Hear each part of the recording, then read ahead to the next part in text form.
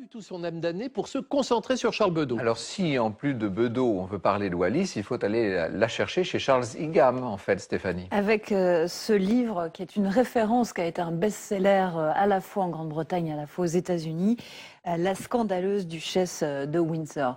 Et c'est un livre qui est extrêmement bien documenté, qui montre clairement que le prince de Galles est totalement dominé par cette femme. Qui est-elle avant de rencontrer le prince de Galles, celui qui va devenir le roi Édouard VIII? Avant de rencontrer le prince de Galles, c'est une femme avide de pouvoir et d'argent, qui a été mariée à un premier mari qui l'a emmenée en Chine, où elle a appris notamment ces fameuses pratiques sexuelles, qui sont en fait des techniques de massage qui sont... Qui figure en annexe dans le livre. Non, c'est une plaisanterie. Qui ne figure pas en annexe dans le livre, mais dans le livre, on explique clairement qu'en fait, il s'agit de stimuler des centres nerveux, donc c'est vraiment une technique très précise pour arriver à une forme en fait de sensibilité extrême. Et donc c'est une femme qui depuis très jeune en fait veut séduire. Par exemple, le livre commence par son premier grand bal, le bal des cotillons, et Wallis veut absolument participer à ce bal. Elle arrive à obtenir 20 $ de la part de son oncle le plus fortuné. 20 $ à l'époque, nous raconte l'auteur, c'est l'équivalent d'une trentaine de robes. Et que va faire Wallis? Elle va tout investir dans une seule et unique robe absolument somptueuse. Elle va rester 4 heures debout pour que la couturière fasse la plus belle robe possible. Et elle va envoûter comme ça, lors de ce bal, les hommes qui sont là. Et c'est finalement ça, Wallis Simpson, une femme pas forcément belle, mais qui a une stratégie, qui Elle est mue par une ambition. Elle est d'une ambition impitoyable, et le prince va être une cible pour elle, une proie, et elle va y arriver. Elle va réussir à se faire inviter, notamment donc à un repas, où elle va réussir à se placer à côté de lui, et elle va piquer sa curiosité. En étant désagréable. En étant désagréable, ouais, exactement. Elle a compris tout de suite, parce que c'est une femme très intelligente, que cet homme, s'il n'est pas faible, en tout cas, n'est pas un homme très affirmé, et qu'elle peut éventuellement le maîtriser par la domination. Et donc le prince lui dit, puisque Wallis Simpson est américaine, est-ce que le chauffage central ne vous manque pas trop, Miss Wallis Simpson, hein, puisque le chauffage est aux États-Unis et pas en Grande-Bretagne à l'époque. Elle lui dit, Votre Altesse, vous me décevez. Alors le prince, à qui on ne parle pas sur ce ton, bien évidemment, est un peu offusqué. Elle lui dit, mais comment ça? Elle lui dit, écoutez, c'est la question que l'on pose à toutes les Américaines qui arrivent, j'attendais plus d'originalité de votre part. C'est quand même surréaliste. Il faut imaginer, surréaliste. Quand on voit déjà ce qu'est aujourd'hui le protocole de la Maison Royale d'Angleterre, on imagine ce que ça pouvait être dans les années 30, c'est-à-dire qu'on s'adresse à ces personnalités avec beaucoup de respect. Voilà le premier échange. On voit se dessiner quelque chose comme une relation un peu sadomasochiste. Toute leur relation, puisqu'après, elle va totalement le dominer. Alors elle l'infantilise, elle lui tape sur les doigts lorsqu'il ne tient pas correctement ses couverts, elle lui distribue ses cigares dans les soirées, elle garde ses cigares dans sa pochette, lui distribue comme des bonbons. Elle s'amuse de cette domination, d'après vous? C'est un jeu ou c'est sa nature et elle ne peut pas faire autrement? Je pense que c'est sa nature et qu'elle va être un peu finalement débordée par elle-même. Parce que ce qu'on va voir vers la fin du livre et vers la fin de l'histoire et du documentaire, c'est que le prince devenu roi va finalement abdiquer, et elle ne veut pas de ça. Elle n'en veut absolument pas, parce que ce qu'elle veut, c'est l'argent et le pouvoir, et elle préfère être la maîtresse d'un roi que la femme du duc de Windsor, puisque c'est ce qu'il deviendra. Elle se fait déborder par sa propre histoire. Avant qu'avec votre ouvrage, nous n'arrivions justement dans ce moment absolument crucial de l'abdication qu'elle va vivre si mal, disons quand même quels sont ses rapports avec les Allemands, et notamment avec le fameux von Ribbentrop. Von Ribbentrop, eh bien, von Ribbentrop, d'après cet ouvrage, comme d'après de nombreuses sources, serait donc l'amant de Wallis. C'est donc un haut dignitaire nazi. Ministre des Affaires étrangères.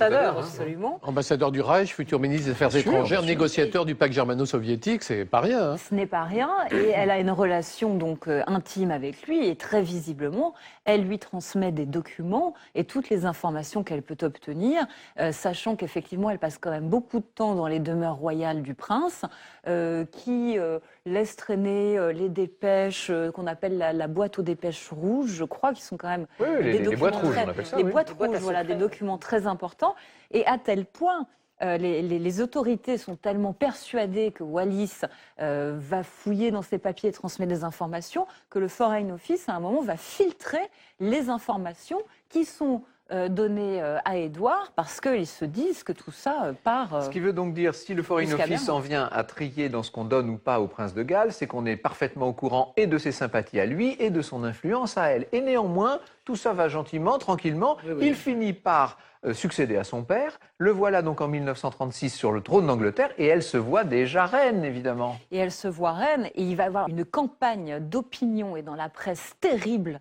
contre Wallis Simpson, à tel point que juste avant l'abdication, elle va quitter l'Angleterre quasiment en catastrophe pour la France.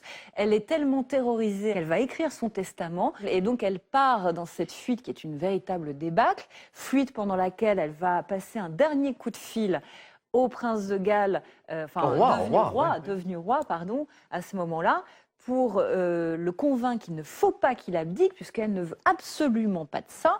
Et elle l'appelle d'un bistrot pour lui dire en aucun cas, Monsieur James ne doit descendre, qui est un code entre eux pour lui dire n'abdique pas, n'abdique surtout pas.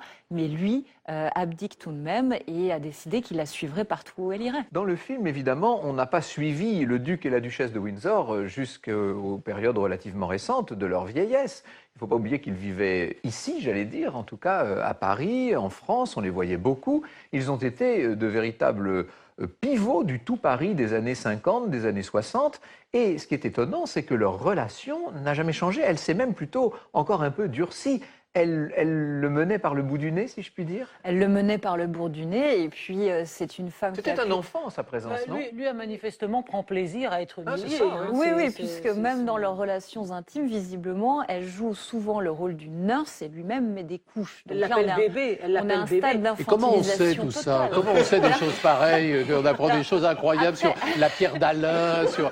les couches. Comment est-ce qu'on sait ça? Qui y était? Alors, ce sont des amis intimes qui relatent ce type de faits. Alors, évidemment, reste le doute qu'on peut avoir sur ces sources. En tout Mais cas, ce qui est certain, c'est elles que sont lui, assez nombreuses pour, en tout cas, aller dans une direction de domination totale. lui renouait avec ce qu'il avait sans doute connu dans son enfance. Mais vous avez raison, c'est vrai qu'il a eu, dans sa prime enfance, une gouvernante, Mrs. Green, qui était une espèce de folle coche absolument épouvantable, sadique et perverse, et qui parfois lui servait son dîner froid. Quand elle lui servait à dîner, parfois il était privé de dîner tout simplement. Et Citez nos vos sources, Clémentine. alors, oui, en effet, parce que je suis totalement d'accord avec Jean Descartes dans la saga des Windsor. Je suis comme lui, moi je ne les aime pas, ces deux-là. Je trouve que Wallis, elle est épouvantable et elle n'a aucune excuse parce qu'elle ne l'aime pas. Et lui, il est tragique cet homme, mais il est éperdu d'amour, il est vraiment le caniche à sa mémère et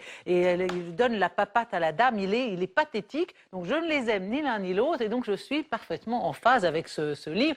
Et en effet, il a quand même quelques excuses parce que cette Mrs. Green, elle le pinçait jusqu'au sang avant qu'il n'aille voir ses parents pour qu'il arrive systématiquement en larmes et qu'ainsi ses parents soient irrités de sa présence, lesquels parents ne le voyaient qu'une demi-heure par jour. Et quand il croisait sa mère, elle lui tendait sa main gantée à baiser. Voilà l'affection qu'il a reçue de ses parents, ce garçon. Donc effectivement, cette enfance... Il n'est pas le seul, hein, parce que ses frères son aussi, frère bien qui va sûr. devenir le roi George VI, mais enfin, Il y a d'une celui façon qui générale... bégaye, qui est quand même Le très mal pauvre, dans sa oui. peau. Il y a celui qui sera aussi un petit peu perdu également, plus jeune prince. le plus jeune. Alors, c'est quand même un échec éducatif, tout ça, et sans tendresse, sans affection. Donc, on a cet adolescent douloureux qui manque totalement de confiance en lui, qui a eu une mère qui était quand même un peu une peau de vache distante, un père froid également, et qui a été traumatisé par cette nurse autoritaire. Alors qu'on s'étonne après ça